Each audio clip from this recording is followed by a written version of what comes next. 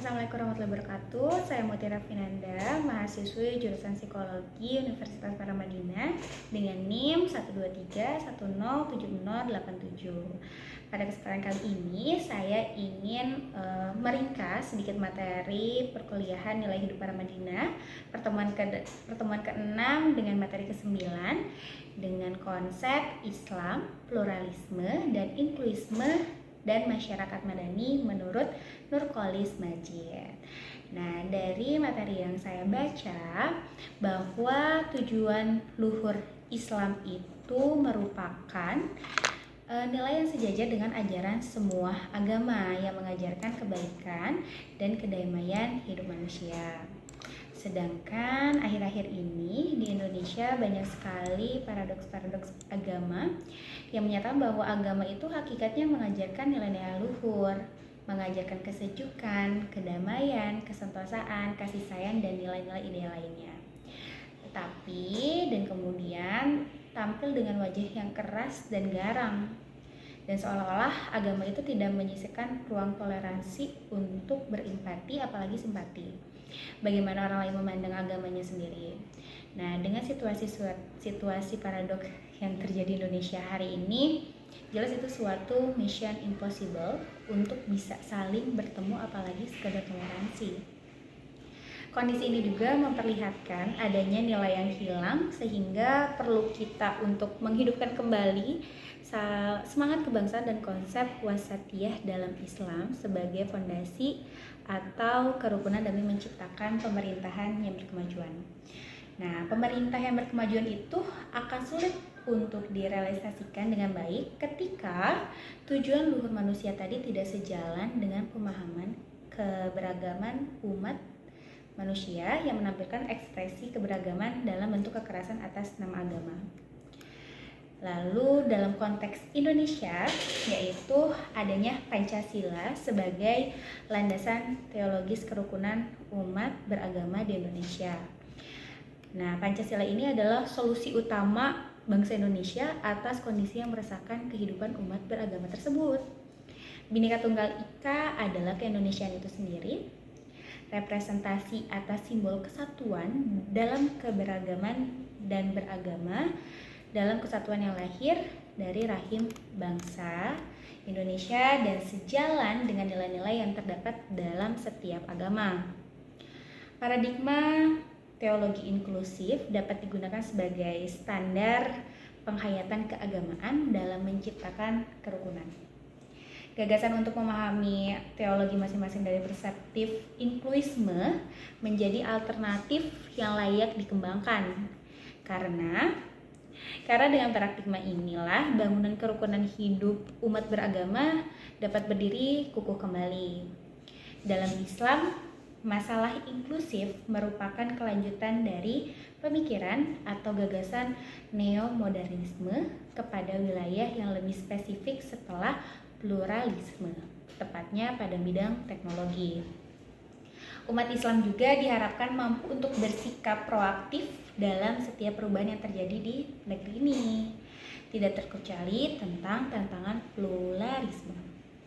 Nah, pluralisme sendiri yaitu adanya sikap inklusisme atau inklusifme, karena pluralisme merupakan realitas yang niscaya dalam bentuk apa dan dimanapun kita berada, maka sikap inklusifme itu pun menjadi suatu keniscayaan. Nah, disinilah kemudian muncul interaksi sosial antar keyakinan dan ideologi, yaitu yang bisa disebut dengan dialog. Lalu secara ekspresif, menurut Nurcholish Majid mengemukakan bahwa pluralisme agama secara substansial adalah paham inklusif yang berarti seluruh kebenaran ajaran agama lain ada juga dalam agama kita. Nurcholish menunjukkan bahwa tidak ada kebenaran mutlak dan adanya pengakuan terhadap kebenaran agama lain. Pengakuan ini tidak berarti menafikan terhadap kebenaran pemahamannya diri sendiri sebagai agama yang dipeluk. Oleh karena itu, pluralisme agama hanya ada kalau sikap-sikap keterbukaan, saling menghargai, dan toleransi. Nah, menurut Nurcholish juga, sebaik-baiknya agama di sisi Allah adalah al-hanifiyah al-sahhah, yaitu mencari kebenaran secara terbuka yang membawa sikap toleran, terbuka, tidak sempit, tidak fanatik, dan tidak membelenggu jiwa. Nurcholish Madjid juga menunjukkan bahwa Islam adalah sebuah ajaran yang mencari dan berpegang pada kebenaran secara lapang dan all inclusive, dengan memberi tempat pada pengakuan semua agama, semua kitab suci, dan semua nabi. Lalu ada visi keberagaman yang inklusif yang dilakukan bukan hanya sekedar pandangan yang bersedia menerima perbedaan dalam kehidupan beragama. Lebih dari itu, Islam yang terbuka adalah ciri penting yang menunjukkan bahwa ajaran Islam atau ajaran agama kita sangat menghargai prinsip-prinsip beragama yang dipegang oleh umat beragama lain, namun tetap berpegang teguh pada ajaran agama kita sendiri. Lebih jauh dari itu, Nurcholish juga memberikan pemahaman betapa Islam adalah agama yang terbuka dengan menafsirkan ayat Al-Quran surat Ali Imran ayat 9 yang berbunyi dengan artinya, ya Tuhan kami, sesungguhnya Engkau mengumpulkan manusia untuk menerima pembalasan pada hari yang tak ada keraguan padanya. Sesungguhnya Allah tidak menyalahi janji, surat Ali Imran ayat ke-9.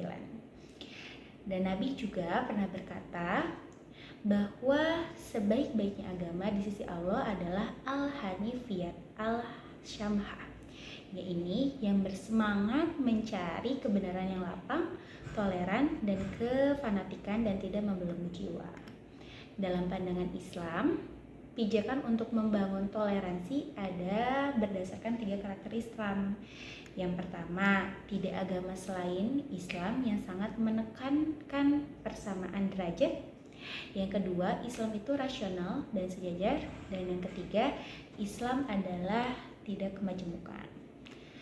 Nah, selain itu, ada sikap pasrah dan ikhlas menerima eksistensi pluralisme agama memiliki peran yang bisa membuka kesadaran keberagaman yang lapang, toleran, egaliter, dan semuanya itu adalah bingkai dari pemikiran inklusivisme agama. Nah, kalau tadi kita sudah bahas terkait pluralisme dan inklusivisme, saya akan menjelaskan sedikit atau meringkas sedikit terkait konsep yang kedua, yaitu masyarakat madani sebagai manifestasi konsep pluralisme dan inklusisme.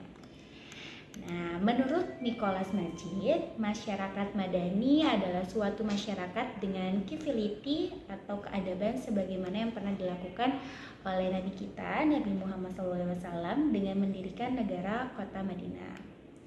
Dalam upaya menyatukan masyarakat Madinah, Nabi Muhammad SAW membuat peraturan yang menjadi dasar-dasar masyarakat madani. Peraturan tersebut kemudian dikenal dengan Piagam Madinah atau Mitsaq al-Madinah. Nurcholish Madjid juga menyebut Piagam Madinah tersebut sebagai dokumen pertama di dunia yang mengatur kebebasan terutama di bidang ekonomi serta tanggung jawab sosial politik, khususnya pertahanan secara bersama. Dan Nurcholish Madjid juga berpandangan bahwa piagam ini menjadi yang pertama di dunia yang meletakkan dasar-dasar pluralisme dan toleransi. Lebih jelas, Nurcholish Madjid menulis sebagai berikut. Ketika tiba di Madinah, Nabi membuat semacam perjanjian namanya Mitsaq Madinah atau disebut sebagai Piagam Madinah. Piagam inilah yang sering digunakan oleh orientalis sebagai konstitusi Madinah yang meletakkan dasar-dasar kehidupan bersama. Idenya ialah pluralisme yang mengakui eksistensi semua golongan, yaitu orang Yahudi, orang Muslim, orang non-Yahudi, dan non-Muslim, yaitu orang-orang Madinah sendiri, minus orang Kristen. Nah, dengan adanya penjelasan tadi dan dengan adanya Piagam Madinah tersebut, masyarakat Madinah hidup dengan rukun serta berdampingan.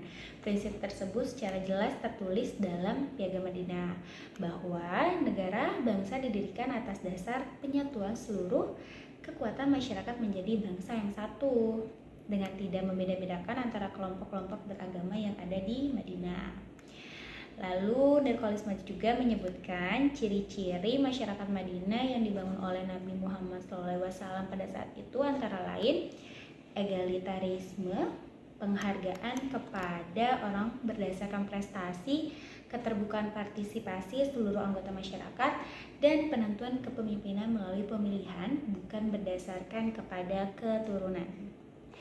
Nah, gambaran kehidupan Madinah pada zaman Nabi Muhammad ini dapat dikatakan sebagai sebuah tatanan masyarakat yang sudah beradab dan modern. Ciri masyarakat Madani selanjutnya adalah adanya toleransi dalam masyarakat tersebut. Adanya toleransi dalam masyarakat Madani yang sangat penting.